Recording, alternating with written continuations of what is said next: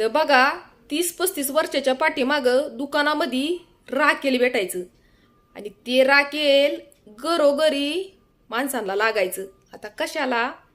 तर चूल पेटवायला, राखेलचं दिवं करायला. आणि ते दिवं कशाचं असायचं? तर दारूच्या बाटल्यांचं. तर बघा आता ते राखेल कुठंही भेटत नाही, कारण माणसांनी बंद केलं ते राखेल घ्यायचं. आता का? तर घरोघरी लाईटी आल्या, गॅस आलं, त्यामुळं माणसांनी राखेल घ्यायचं बंद केलं. पण दारू काय माणसांनी घ्यायची बंद केली नाही.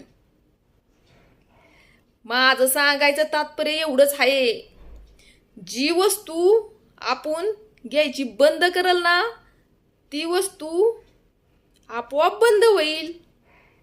जसं की आता थोडक्यात तुम्हाला उदाहरण दिलंय की राखेल बंद झालं, दारू का नाही बंद होऊ शकत? घेणं बंद केलं ना तर आपोआप बंद होतीया. आता ज्यांना दारू प्यायची सवयच आहे ना, ती मला कमेंटद्वारे नक्कीच बोलणार आहेत. भावांनो, राग मानून घेऊ नका.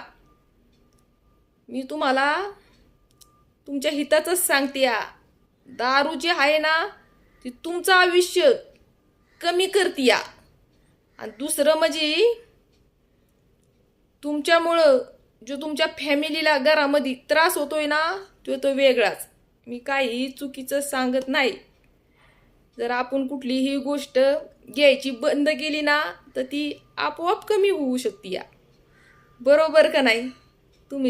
तुम्ही जर माझ्या मताला तुमची सहमती असली ना, तर नक्की कमेंटद्वारे मला सांगा की दारू बंद झाली पाहिजे का नाही.